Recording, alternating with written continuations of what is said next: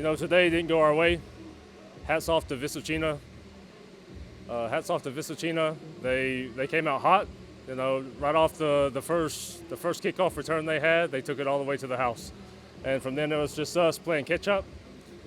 From the first half, we had ups and downs. Second half, we fought, and it just didn't go our way. The team that made the least mistakes, which was Vysočina, they won ultimately. They did a great job. Ten prvý polčas bol veľmi slabý z našej strany, ale som pyšný na chlapcov, lebo od druhého polčasu sme hrali presne ako tým, ktorý sme mali hrať.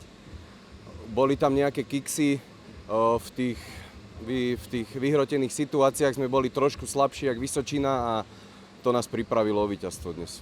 My sme si aj s chalanmi po tej tretej štvrtine povedali, že fakt, že hráme super, boli sme na seba hrdí na tú našu hru a myslím si, že sme určite lepší tým ako na začiatku roka, na začiatku sezóny. No tak bol to náš hlavný cieľ, chceli sme vyhrať tento zápas, chceli sme hrať doma pred našimi fanúšikmi, ale čo už, nespravíme nič. Teraz nás čakajú Přerov, tak pripraviť sa na nich, študovať video a proste ísť tam a poraziť ich. To je náš plán.